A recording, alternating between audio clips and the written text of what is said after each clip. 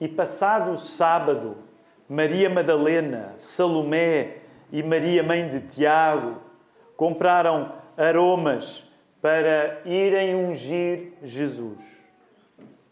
E no primeiro dia da semana foram ao sepulcro de manhã cedo, ao nascer do sol. E diziam umas às outras: quem nos revolverá a pedra da porta do sepulcro? E olhando, viram que já a pedra estava revolvida, e era ela muito grande. E entrando no sepulcro, viram um jovem assentado à direita, vestido de uma roupa comprida e branca, e ficaram espantadas. Porém ele disse-lhes: não vos assusteis. Buscais a Jesus o Nazareno, que foi crucificado. Já ressuscitou, não está aqui. Eis aqui o lugar onde o puseram. Mas ide, dizei a seus discípulos e a Pedro, que ele vai adiante de vós para a Galileia. Ali o vereis, como ele vos disse.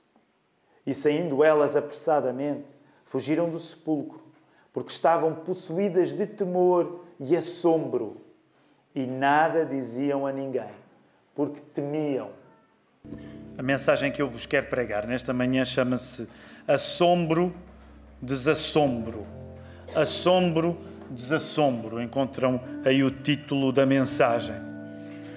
E sempre que nós celebramos a Páscoa, pelo menos eu reconheço essa incapacidade. Eu não consigo celebrar a Páscoa, olhar para os textos bíblicos e não acabar a elogiar aquelas mulheres que foram ao túmulo, as primeiras.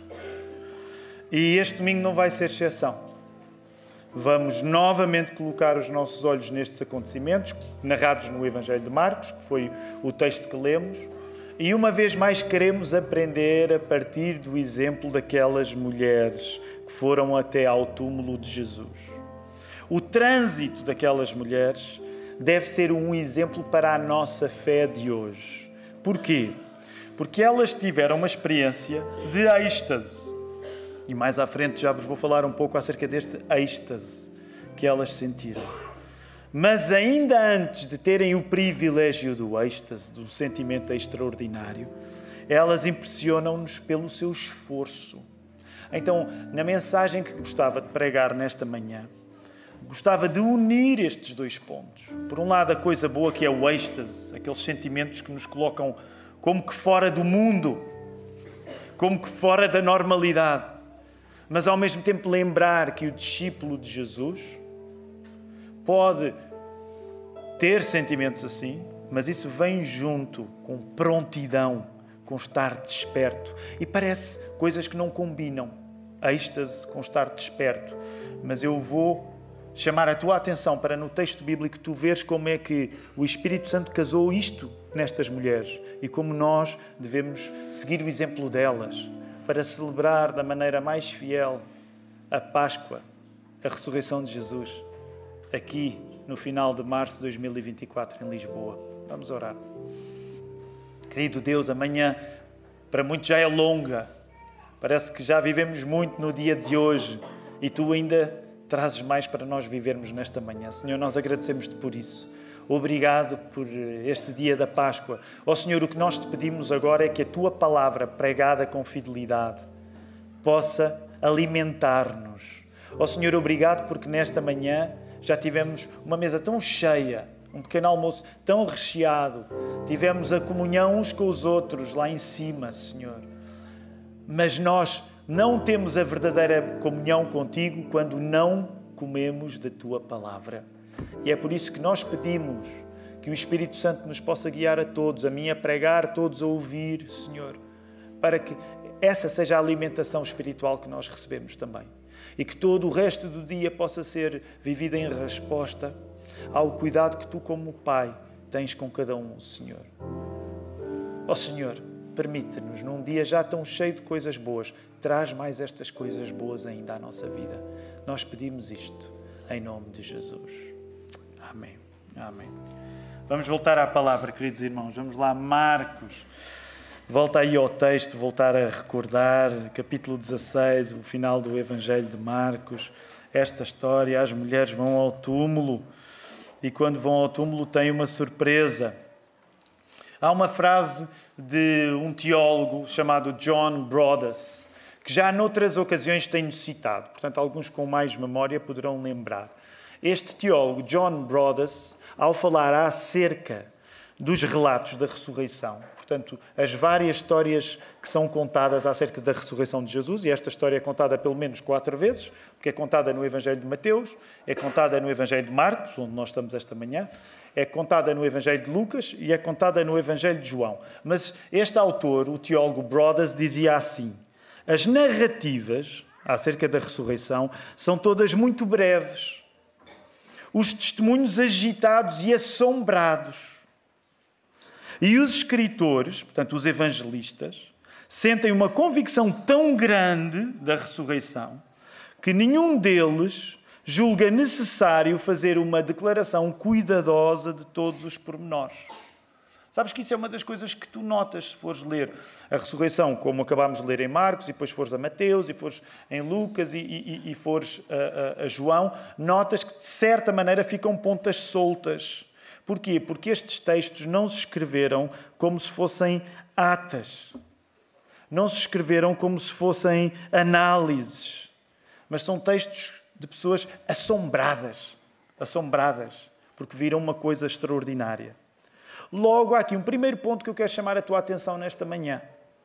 Quando nós lemos a ressurreição na Bíblia, interessa reconhecer aquilo que o texto quer fazer connosco, que é, de facto, assombrar-nos. O texto não nos quer na mesma. O texto não quer que tu fiques igual àquilo que eras antes de ler esta história. Encontras essa afirmação agora aqui projetada. É importante tu compreenderes isto acerca da literatura bíblica. Que quando os textos da ressurreição são descritos na Bíblia, não são atas. Primeiro aconteceu assim, de seguida aconteceu assado. Houve também isto. Não são análises. Os evangelistas não estão a analisar os acontecimentos. Mas são textos que funcionam como verdadeiras assombrações. Porque da mesma maneira que os evangelistas não puderam ficar na mesma diante dos acontecimentos da ressurreição de Jesus, é suposto que tu, mesmo que o estejas a ler apenas 2000 anos depois, te sintas assombrado também. Este não é um texto qualquer. Os textos acerca da ressurreição querem provocar aquilo que a ressurreição é suposto provocar em nós. Assombrar-nos, tirar-nos de fora da nossa normalidade. Deixa-me dizer-te, acredito que isto até funcione inconscientemente para muitos. Eu creio que muitos resistem à fé cristã porque, eventualmente, de um modo inconsciente, temem que se deixarem que aquele texto que conta a história de um sepulcro que ficou vazio passe a existir na vida deles, a vida deles já não será mais a mesma. Já noutras ocasiões me tens ouvido a falar acerca disto.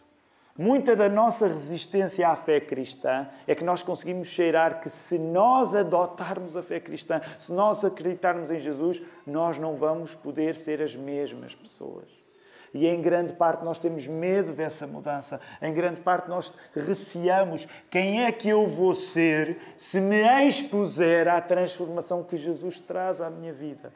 E é este tipo de ingrediente que tu encontras neste texto. Estes textos funcionam como relatos de gente assombrada. Quando tu lês estes textos da maneira certa, assombrado também ficarás. Porque estes textos não querem que tu fiques igual.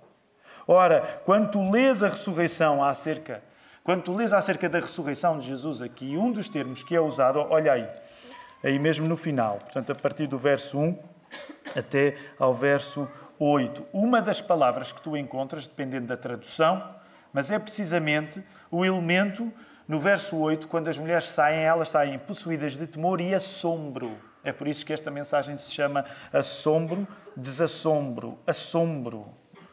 Talvez seja uma palavra que nós hoje não utilizemos assim tanto. Mas ao mesmo tempo, e ainda antes de pensarmos na questão da assombração, vamos dizer assim, eu gostava de falar na questão do desassombro, porque estes dois elementos existem no texto bíblico. Se tu fores ao início, ao verso 1 do capítulo 16, tu vês estas mulheres que estão desassombradas no sentido em que elas estão prontas. Elas são mulheres diligentes. O que é que te diz o texto? Estas mulheres mobilizam-se ao terceiro dia depois da morte do Senhor Jesus na cruz para irem embalsamar o corpo, ungir o corpo. Era uma prática. Hoje, nós estamos distantes destas práticas, mas eram as práticas de honrar o corpo. Permite-me até dizer, não estou aqui agora para falar nem de funerais, nem de cuidados fúnebres, mas nós, quanto menos à vontade sentimos em falar acerca da morte, menos queremos lidar com o corpo que morre. Uma das coisas curiosas, quando tu estudas as culturas do Médio Oriente há 2000 anos, mas não só, tu notas que há um grande cuidado com o corpo da pessoa que morreu. Há um respeito.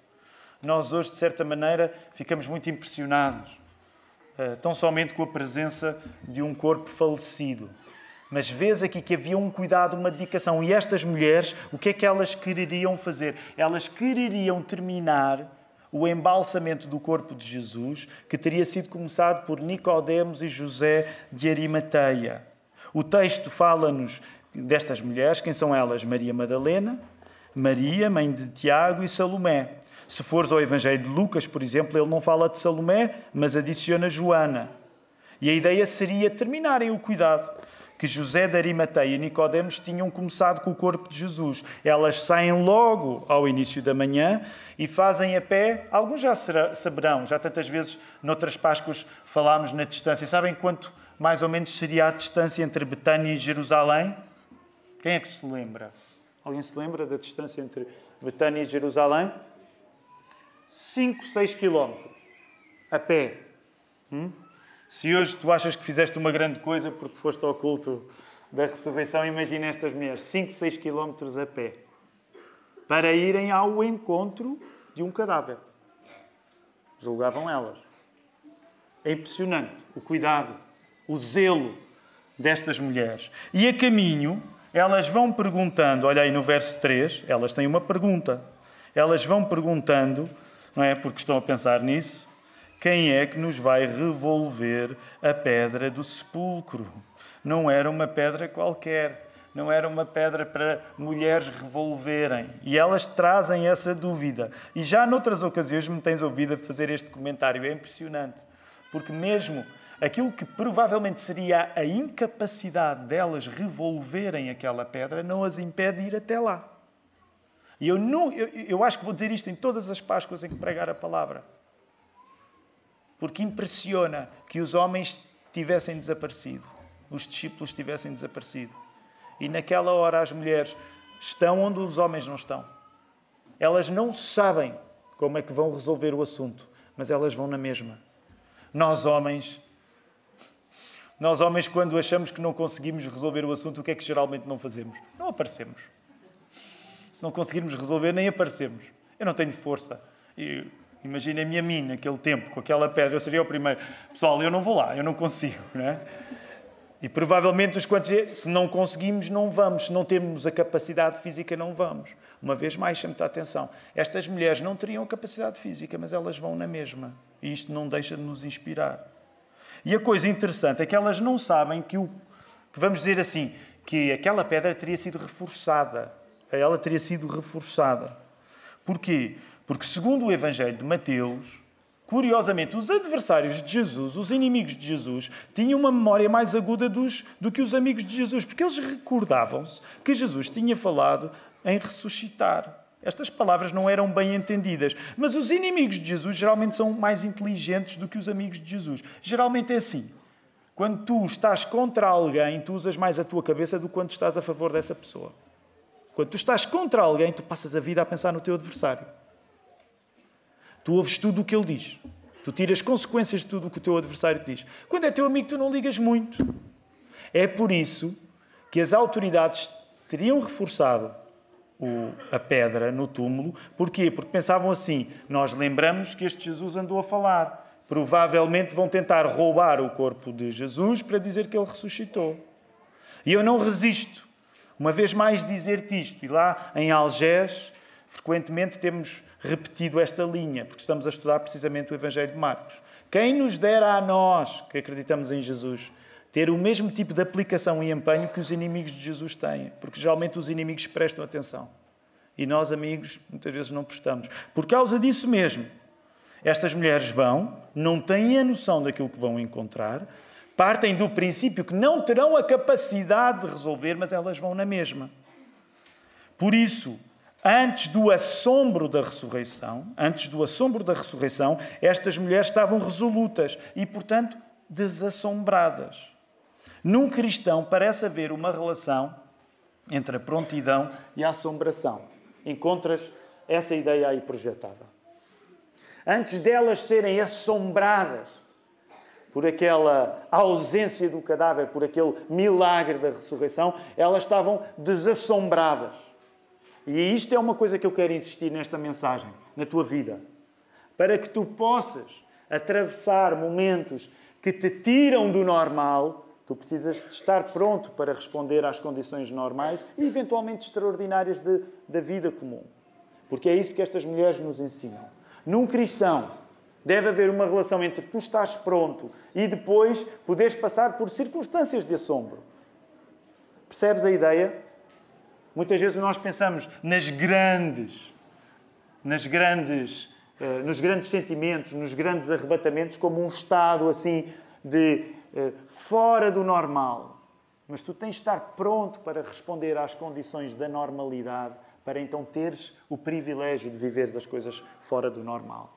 Ao chegarem ao sepulcro, os olhos das mulheres estão virados para cima e contemplam a pedra surpreendentemente retirada do seu lugar. Olha aí o verso 4. Verso 4.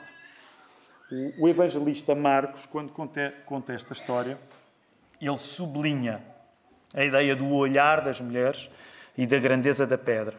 Mas, levantando os olhos, notaram que a pedra, que era muito grande, já havia sido removida. É o instante que nasce desta surpresa que terá enviado Maria Madalena a correr para fora do sepulcro para contar o imprevisto da situação a João e a Pedro. Este detalhe Marcos não te dá, mas dá-te o evangelista João no capítulo 20.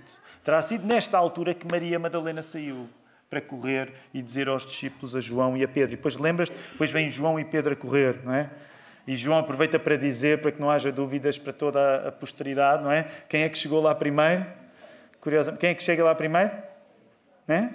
É o próprio João. João aproveita para dizer, né? Eu e Pedro, naturalmente quem ganha sou eu, diz João lá no Evangelho dele. Ele não diz assim, mas a ideia é essa. É por isso que é interessante, porque quando tu vais ler os Evangelhos todos, tu percebes que eles contam a história, a mesma história, de maneiras diferentes, com detalhes diferentes. É já sem Maria Madalena que as mulheres terão entrado no sepulcro e são surpreendidas. Quem devia estar, o Senhor Jesus, não está. E quem não esperavam encontrar, um jovem, encontram. O medo estampado nos rostos das mulheres e a sintonia com os outros evangelhos demonstram que este jovem não é um jovem qualquer, mas ele é um anjo mesmo. Ele é um enviado de Deus. Noutros evangelhos vais saber que até nem era só um, eram dois. E é isto que está a acontecer. De repente as mulheres estão completamente tomadas pela surpresa. Elas estão abismadas. A roupa do jovem, como é que aparece aí? Verso 5. Ao entrarem no sepulcro, viram um moço sentado à direita, vestido com um manto branco e ficaram com medo. A roupa deste jovem, vestido de branco, assinala a solenidade, a riqueza, a beleza. Ele está vestido a rigor para a tarefa que lá tinha para cumprir. O não encontro destas mulheres com Jesus, porque elas não encontram Jesus, não deixa de ser um encontro com a mensagem de Deus. Já noutros anos tenho partilhado isto contigo e quero voltar a insistir nesta ideia. Uma das coisas interessantes é que sim, elas chegam lá e não têm o cadáver de Jesus. Nesse sentido, elas não encontram Jesus. Mas olha já a surpresa. A ausência de Jesus é uma notícia melhor do que encontrar o cadáver dele, porque ele já lá não está. E ao encontrarem o anjo, significa que até quando Jesus não está fisicamente presente, é Deus que está a tomar conta das circunstâncias. E nós não queremos evitar aplicar este mesmo princípio à nossa vida. Podemos pegar nesta ideia e ver como ela acontece na nossa própria experiência. Muitas vezes tu não encontras Jesus na circunstância, mas isso não significa que Deus deixou de estar a conduzir a circunstância que estás a viver. Quantos de vocês é que nesta manhã não podem estar a viver até momentos difíceis em que tu poderias caracterizar o momento que estás a viver com Jesus não está comigo, eu não estou a sentir nada de extraordinário, pelo contrário. Mas uma das coisas que eu te quero dizer, aplicando este mesmo princípio que tu encontras no momento em que Jesus não está, mas aparece um anjo, não tomes aquilo que te parece ser a ausência de Jesus como Deus a não cumprir o seu papel contigo. Tu podes estar numa circunstância em que parece que Jesus não está presente, mas isso não significa que Deus não está a cuidar de ti. É importante saberes isso esta manhã. Porquê? Porque até as aparências, as ausências de Deus, nos podem levar a ter mais dele. Encontras essa frase aqui projetada. Sabes, essa é uma das coisas que, nos testemunhos que nós ouvimos, ficou claro. Daqui a pouco, vamos ter o privilégio de ver descer às águas a Sofia, a Matilde, o Eduardo e o Gonçalo. Todos de maneiras diferentes, porque o testemunho deles é escrito por eles, a experiência deles é vivida por eles. Mas todos, de uma maneira ou de outra, falaram-te, na experiência deles, daquilo que é saber a ausência de Deus e saber reconhecer depois a presença dele. Isso é tão interessante porque mesmo sendo pessoas jovens, elas conseguem reconhecer que há momentos na vida deles que não foram marcados pelo sentimento da presença de Deus. E é isso que torna o contraste do encontro com Jesus ainda mais forte.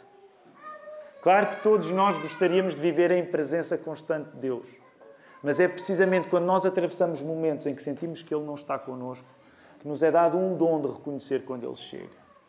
Também é isso que o batismo significa.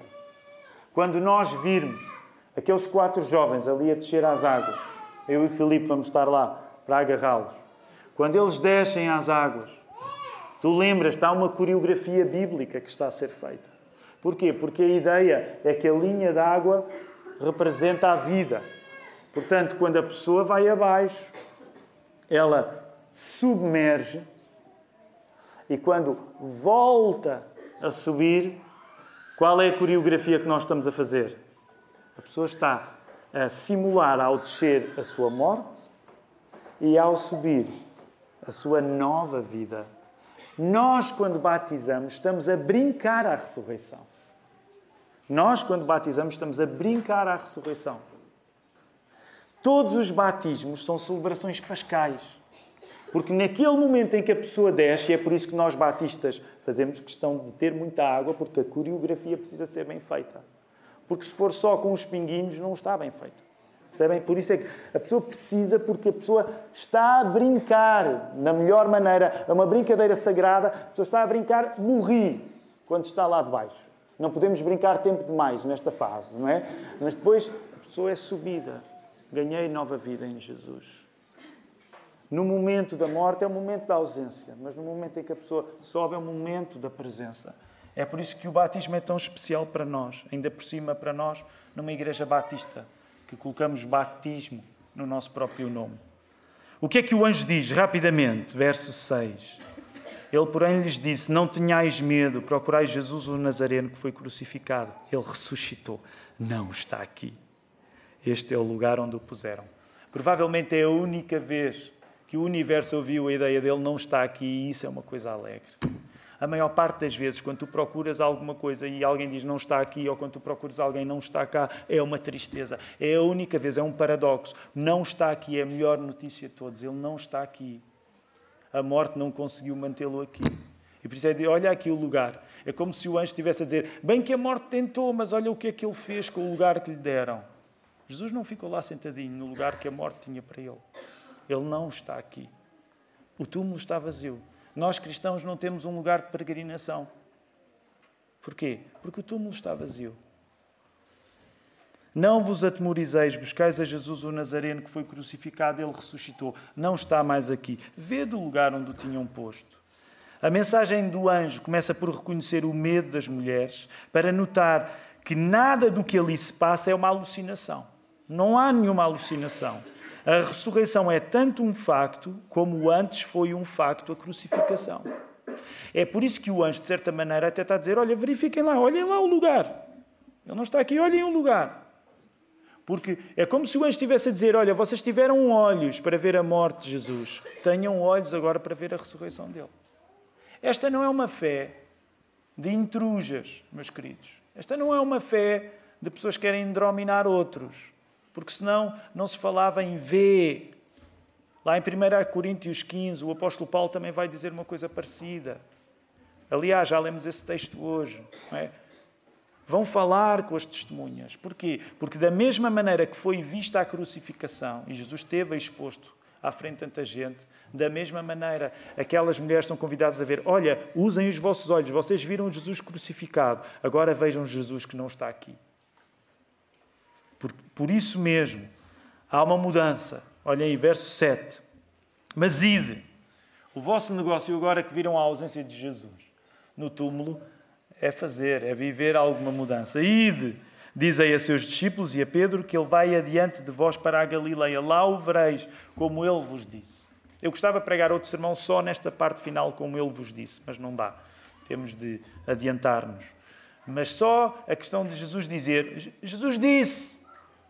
É por isso que nós estamos numa série de mensagens, agora estamos a fazer uma exceção durante a época da Páscoa, mas é por isso que nós estamos numa série de mensagens chamada Saber Ouvir.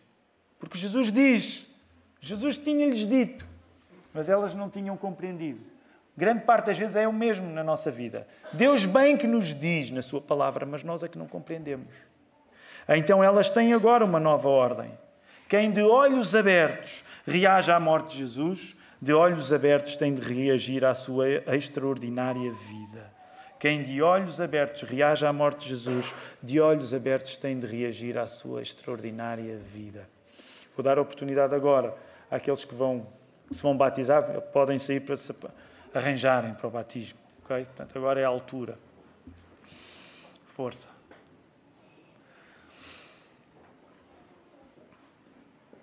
Verso 8. Vamos até ao verso final, verso 8. Então elas saíram e fugiram do sepulcro, tremendo e assustadas. Agora estou a ler numa tradução um pouco diferente. E não disseram nada a ninguém, pois estavam com medo. Mas se voltarmos a ler na tradução que usámos logo ao início, diz assim, saindo elas apressadamente, fugiram do sepulcro, porque estavam possuídas de temor e assombro. E nada diziam a ninguém, porque temiam. É isto que está a acontecer. As mulheres saíram a correr. Aliás, a rigor, elas fugiram mesmo. Imaginem, isto lido assim, 2000 anos, é tudo simples para nós. Agora imagina-te no lugar daquelas mulheres. Elas fogem. E é engraçado, porque a Bíblia junta coisas que geralmente nós separamos. Na Bíblia é possível tu fugires e estares a ser obediente na tua fuga, porque elas de facto vão a correr para espalhar a palavra, mas elas estão com medo no meio daquilo tudo. Elas estão cheias de temor e assombro, diz-nos aqui o texto, mas por exemplo em Mateus, ainda o ano passado o texto era Mateus, e eu preguei-vos a partir de Mateus, Mateus acrescenta uma coisa, que é a alegria lá no meio. E a semana passada, não, o ano passado, uma das coisas que quis dizer é que quando tu és guiado pelo Jesus que ressuscitou, há espaço na tua vida para juntar coisas que parece que vêm separadas, como o temor e a alegria. Neste caso, as mulheres têm de ficar com a sua boca calada para se abrir apenas para cumprir o recado do anjo, como diz o verso 8. A esta altura, no rumo dos acontecimentos, os soldados terão chegado à conclusão do que estava a acontecer, da ausência do corpo de Jesus, e ao avisarem as autoridades judaicas, são pelas autoridades judaicas subornadas para dizerem que os discípulos roubaram o corpo do Mestre. Marcos não te fala isto, mas Mateus fala-te nisto. Portanto, imaginem, a coisa começa a sair do controle, as mulheres saem, os soldados apercebem-se, vão falar com as autoridades judaicas e as autoridades judaicas dizem, olha, o que vocês têm a dizer, a versão oficial, não é? A fake news oficial, naquele caso, a versão oficial é que vieram os discípulos de Jesus e roubaram o cadáver dele. A coisa interessante é que em toda esta mistura de sentimentos, a ressurreição de Jesus, ao acelerar os discípulos a espalhar a notícia e os inimigos a abafá-la, impede que o mundo fique na mesma. Encontras essa ideia agora aqui projetada. A ressurreição de Jesus, ao acelerar os discípulos para espalhar a notícia e os inimigos para abafar a notícia, impede o mundo de ser o mesmo. Aqui estamos nós, na Páscoa 2024. O mundo continua a ser diferente por causa desta notícia. Claro que a maioria pode até eventualmente rejeitar, acreditar no túmulo vazio. Mas já pensaste em 2 milénios, isto continua a mudar a história de todos os acontecimentos. Assombro, desassombro, os dois elementos existem. Ambos se manifestam na ressurreição de Jesus. Sabes, quando tu vais ao grego original, a palavra para assombro chama-se ecstasis. E tu já estás a ver o que é que isto vai dar em português. Ecstasis. O que é que vai dar em português? Êxtase. As mulheres estão em êxtase. Por isso eu te falei em êxtase. Nenhum de nós deseja um êxtase mau. Porque há êxtases maus, certo? Mas nós não nos importamos de um bom êxtase, certo? Tu não precisas ser cristão para desejar um bom êxtase. Deixa-me dar-te um exemplo. As pessoas vão a um concerto. O que é que as pessoas querem no concerto? Não estou a dizer que é necessariamente um êxtase, mas querem um arrebatamento. Tu não vais a um evento como um concerto para ser igual à mesma experiência que se tu estivesses em casa a ouvir a mesma música. Todos nós temos uma certa busca por êxtases, por coisas que nos tiram da normalidade, por coisas que nos tiram dos sentimentos do dia-a-dia. Isto muitas vezes acontece, pode ser com música, pode ser com cinema, para os mais espirituais pode ser com leitura. Mas nós procuramos sentimentos especiais que de repente mudam a nossa normalidade.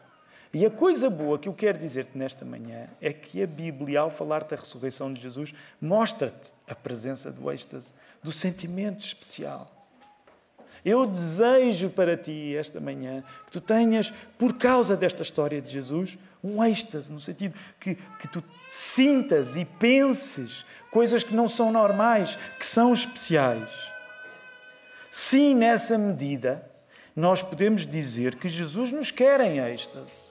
Mas olha a coisa curiosa no final. É como se fosse um êxtase desperto.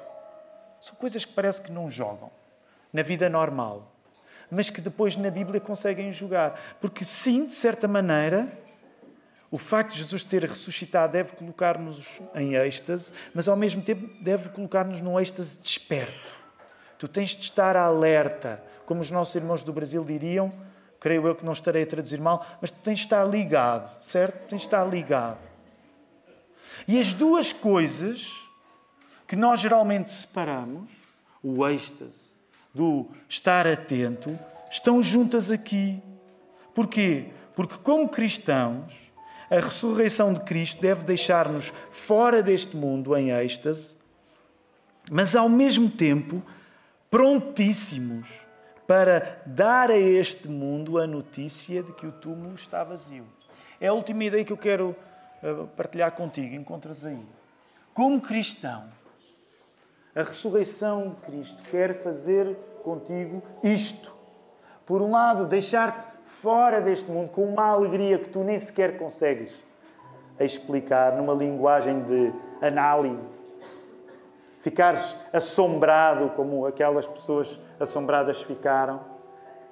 Tu, quando acreditas em Jesus, sim, de certa maneira, podes acalentar esta esperança de passar por sentimentos únicos, alegrias únicas, mas ao mesmo tempo, paradoxalmente, ao mesmo tempo tu tens de estar pronto para dar a notícia a este mesmo mundo. Por um lado nós ficamos fora do mundo, mas por outro nós queremos dizer a este mesmo mundo que o túmulo está vazio.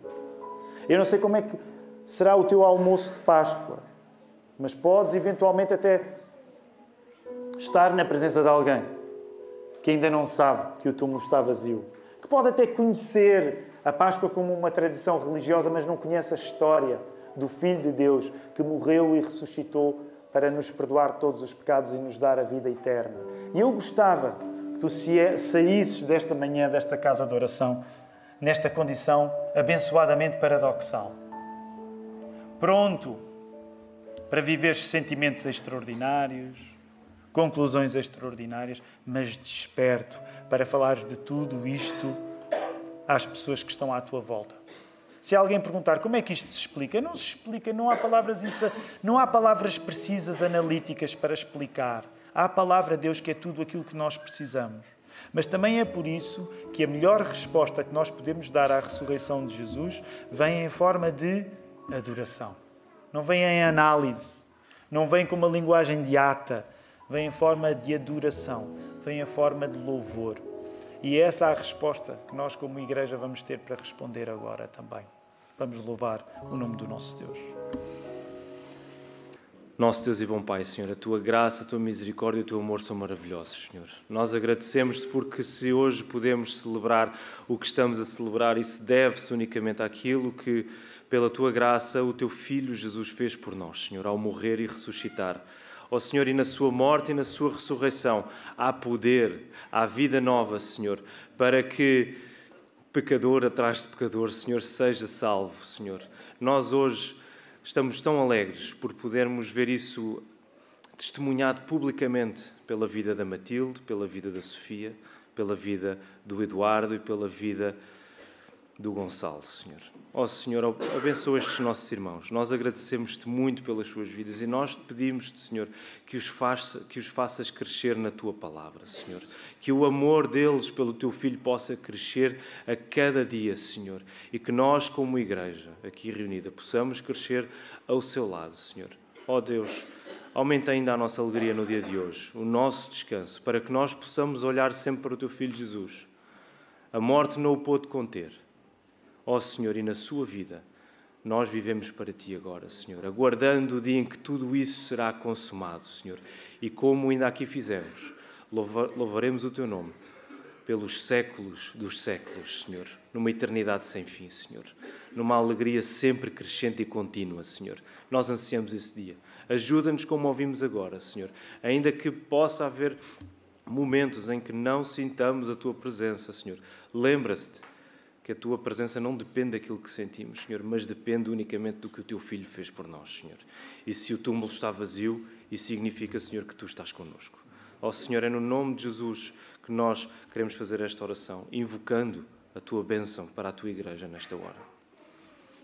Que o amor de Deus Pai, a graça do Senhor Jesus Cristo e a comunhão do Espírito Santo sejam com todos, agora e para sempre. Amém.